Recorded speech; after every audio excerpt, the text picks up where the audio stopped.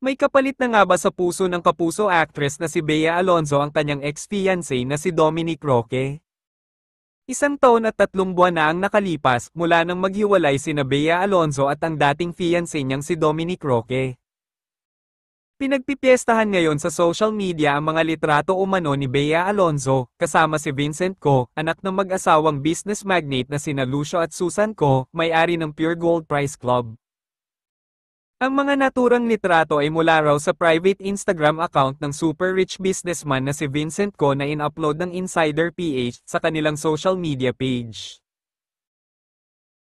Makikita sa mga nasabing photo si Vincent na nakasuot ng black polo shirt na parang nasa isang beach kasama ang isang girl na long hair at naka-white coat.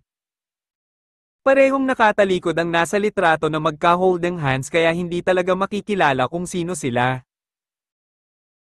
Pero base sa mga post ng netizens, na-i-connect nila ito kay Bea dahil sa OOTD nito habang namamasyal sa Andalusia, Spain.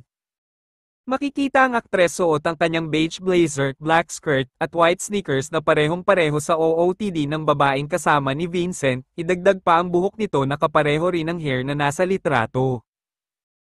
Sa iba ng mga fans ng Kapuso star, pinusuan din daw ni Bea ang mga sweet photos na ipinost ni Vincent sa kanyang Instagram page.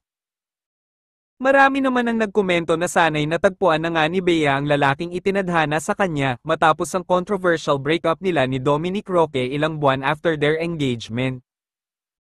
Humigit kumulang 1 buwan na raw mula nang nagde-date sina Bea at ang negosyanteng si Vincent Co. Samantala, sa ngayon, super happy na si Dom sa piling ng bago niyang girlfriend, ang aktres na si Sue Ramirez. Habang ibinabalita namin ito, ay wala pang reaksyon si Bea Alonzo tungkol sa kanila ng super yamang negosyanteng si Vincent Co.